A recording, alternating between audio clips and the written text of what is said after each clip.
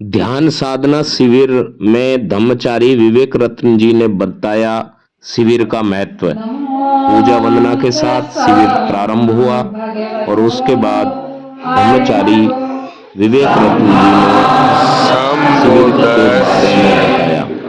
नमो तस्सै भगवतो अरहतो सम्मा संबुद्धिस्सै। नमो तस्सै भगवतो अरहतो सम्मा संबुद्धिस्सै।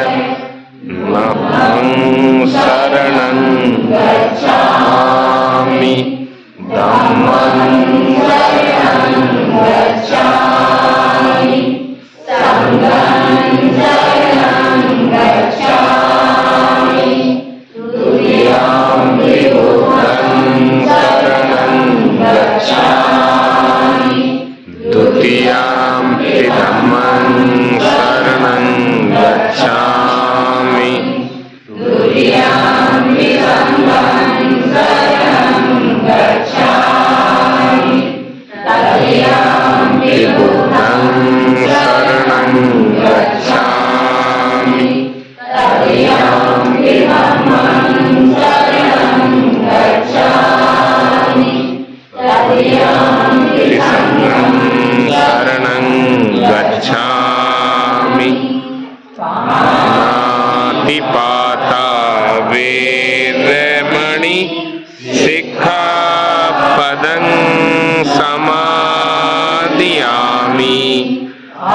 दिन्नदाना वेरमणि सिक्खापदं समादियामि।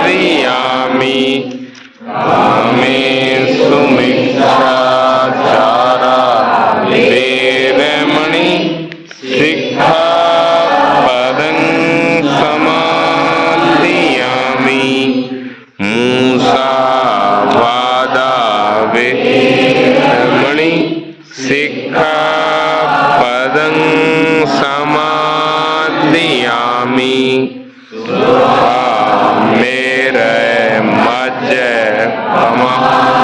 यठाना वेरमणि सिक्खापदं समादियामि। साधु साधु। पारंपरिक त्रिचरण पंचशील से शिविर की शुरुआत की है। वास्तविक तौर पर शिविर में क्या होने वाला है वो तो समर्पण निधि में है। फिर से मैं उसको दोहराना चाहता हूँ कि हम यहाँ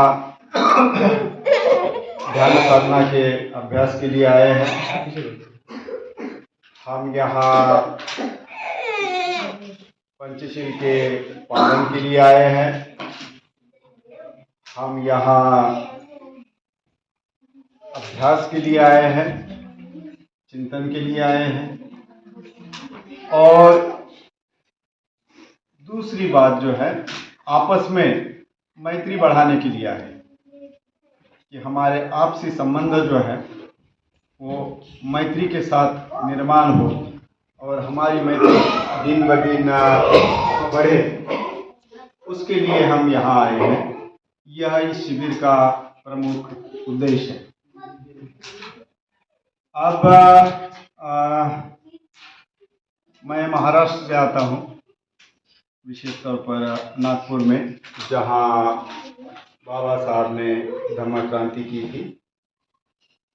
और हमने जब से त्रिरत्न बौद्ध महासंघ की कार्यक्रम शुरुआत किए हैं और विशेष तौर पर ये शिविर शुरुआत किए हैं, तो इस शिविर के माध्यम से जो भी हम धम्म के लिए प्रबोधन करते हैं, तो वो धम्म का जो प्रबोधन है,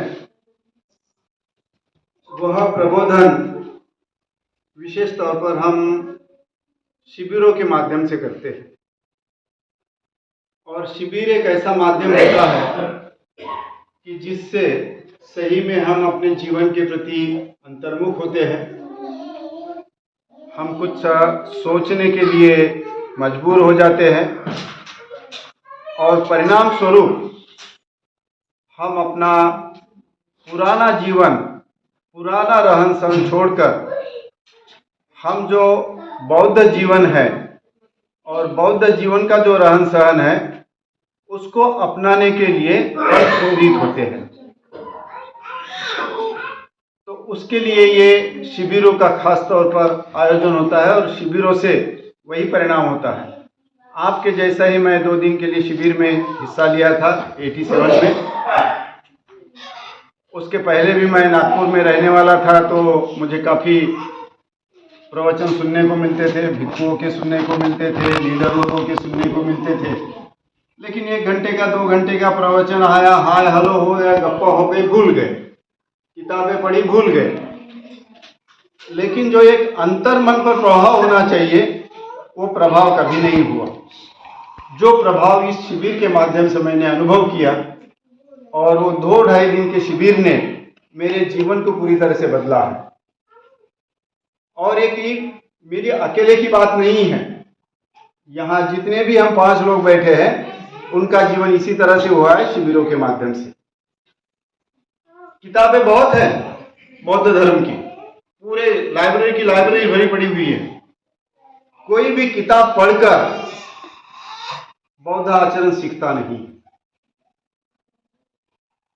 ढेर सारे प्रोफेसर्स हैं जिन्होंने पीएचडी की है बुद्धिज्म में और बुद्ध धर्म के आचरण से काफी कोसों दूर है। ब्राह्मण है, यूनिवर्सिटी में बुद्धिज्म पढ़ाते हैं, पीएचडी किए हुए हैं, बुद्ध धर्म से कोई लेना देना नहीं। बुद्ध ये भगवान है उनके।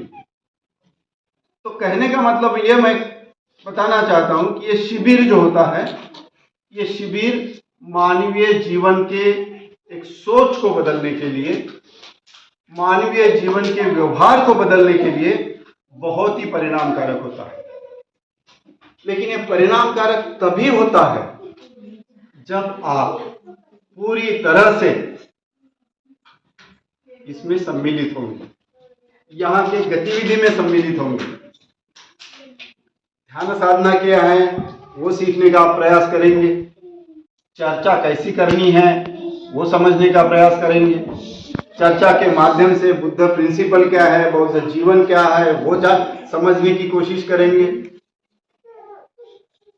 एक दूसरे से साथ वार्तालाप किस तरह से हो वो समझने की कोशिश करेंगे। तो हर चीज में और शांति में, विशेष तौर पर तो यहाँ एक फैमिली रिट्रीट जैसा है, बच्चे भी हैं, छोटे हैं, बोल रहे हैं, चल रहे हैं, हमारा माइंड डाइवर्ट कर रहे हैं, लेकिन मौन तो आप पालन कर नहीं पाओगे। लेकिन शिविर का एक अटूट हिस्सा होता है कि आपको मौन का पालन करना है। बिगर मौन का पालन किए हुए जो कुछ भी आप सुनते हैं, जो कुछ भी चर्चा करते हैं, वो आपके अंतर मन तक नहीं जाता। इसलिए शिविर का अविभाज्य हिस्सा होता है मौन का पालन, जो यहाँ मुझे लगता है लगभग असंभव है। और मैंने अपने मित्रों को भी कहा कि मैं उसके बारे में कुछ नहीं कहूँगा, क्योंकि जो मैं वातावरण देख रहा हूँ, माहौल देख रहा हूँ, तो यहाँ मौन का कोई प्रयोग नहीं हो पाएगा ऐसा मुझे लग रहा है। सो एनीवे, दूसरी एक बात है कि हमने महाराष्ट्र में एक प्रथा नियम की है, परंपरा निर्माण की है कि होली और दिवाली,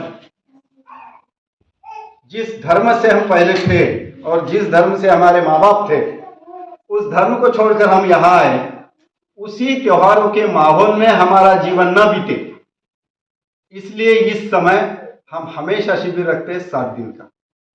पूरे सप्ताह का शिविर होता है। कई जगह कल शाम से ही शुरू हुआ, 10 तारीख की शाम से, कई जगह आज से शुरू होगा जो 16 या 17 तक चलेगा। तो पूरी दिवाली आपकी गायब हो जाती है उसी में।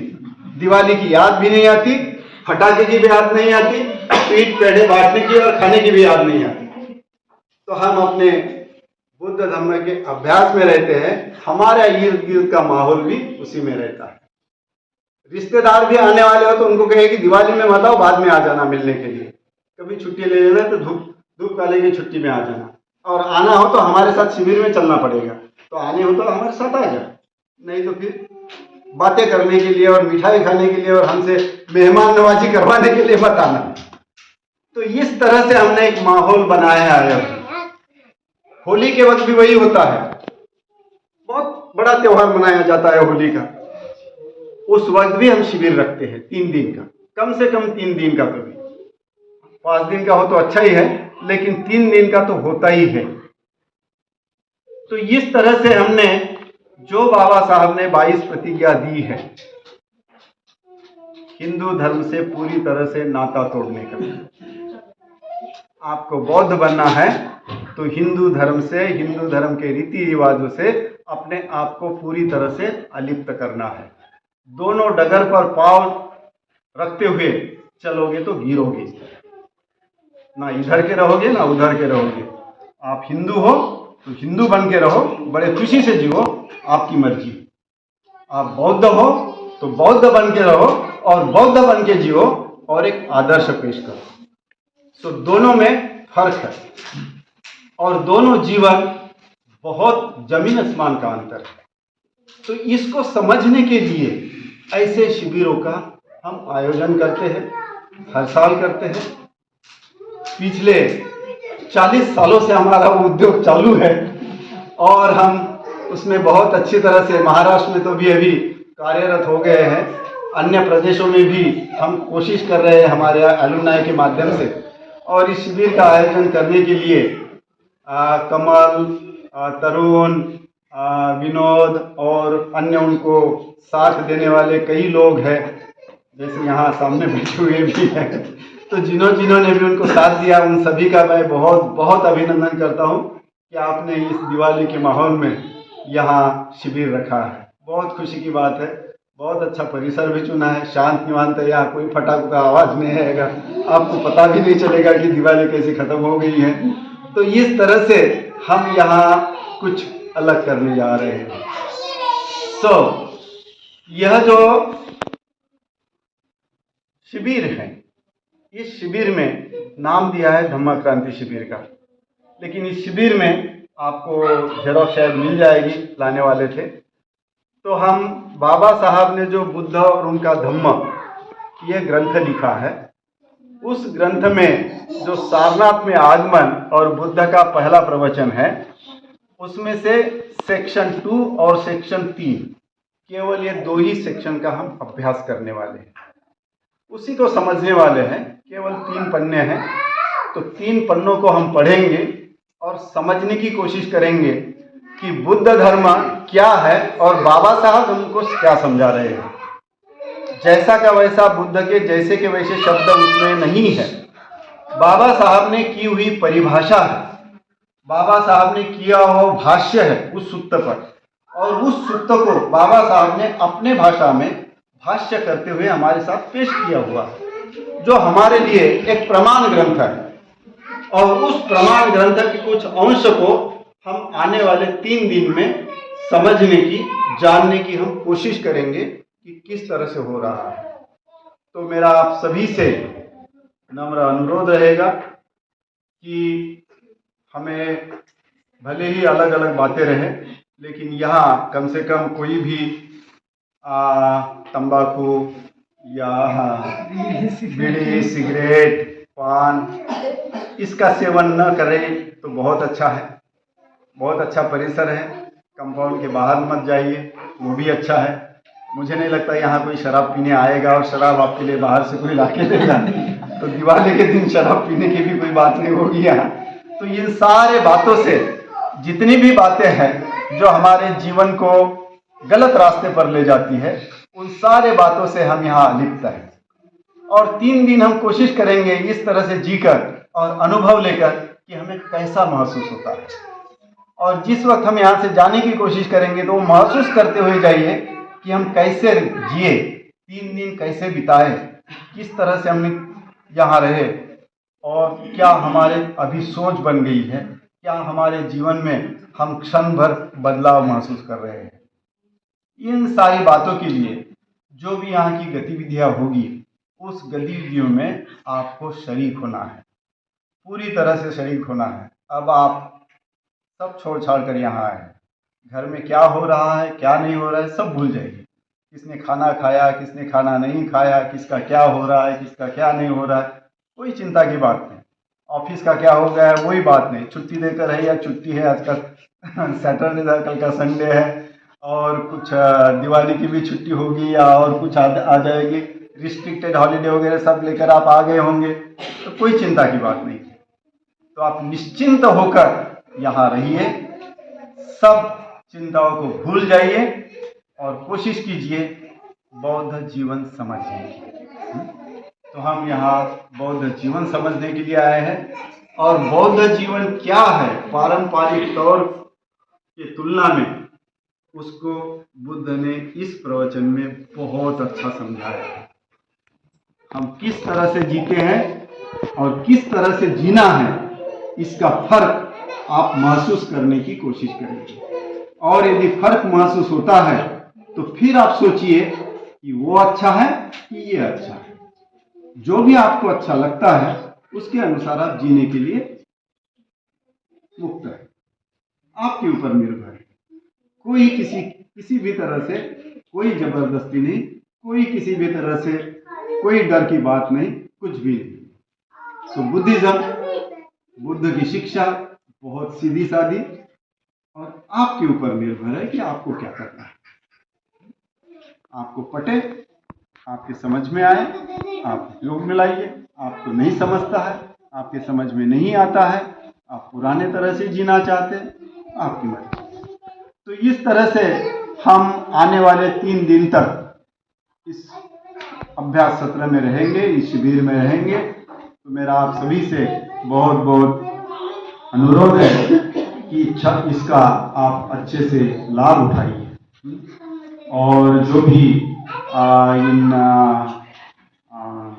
साथियों ने अपने प्रयास किए हैं, आपको रिक्वेस्ट की है, आपको आमंत्रित किया है, तो उन्होंने जो भी प्रयास किए हैं, उनको जिन्होंने भी मदद की है, उन मदद वालों के लिए, तो उनके प्रयास असफल न हो, इसके लिए आपकी भी उनको मदद हो जाएगी। तो इस तरह से आप कोशिश कीजिए। ऐसा मेरा आप सभी को इस शिविर का नेतृत्व करने के तहत मैं आप सबको नम्र विनंती करता हूँ। जय हिंद।